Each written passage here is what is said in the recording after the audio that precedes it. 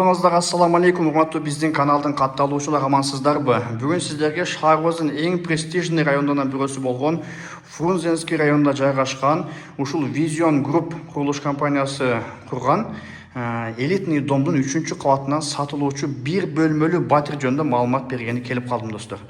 Өтө шикарный ремонт болуптур.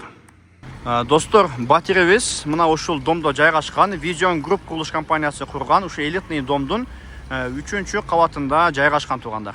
Аркы бетти карайт. Мен турган жагы Фрунзенский району. Каласаңыздар бул жакта Ош шаарынын мэриясынан келсеңиздер болот, түз бул жактан келсеңиздер болот. Каласаңыздар бул восток жактан да келсеңиздер болот тургандар. Мына ушундай өтө сонун престижный райондо жайгашкан ушул 10 кабаттуу элитный домдун 3-кабатында бир бөлмөлүү батир тургандар сатыкка чыгып калды. Достор, бисмилла деп эшиктен кирип келе турган болсок, эшиктен кирип келгенде бизде жалпы аянты 44 метр квадрат болгон ушул үй тосулат тургандар. Дизайнерский ремонт болгон. Бул жак биринчи бөлмөбүз.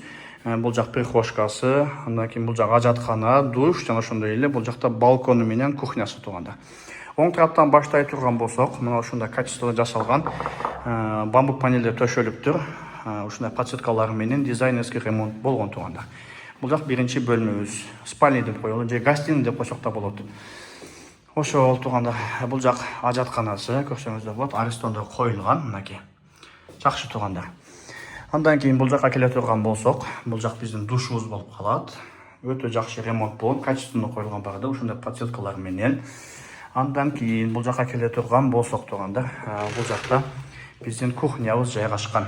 Кухнясы ушундай турганда, учечте коюлган, бул жакта панорамный айнектер менен ушундай балкон.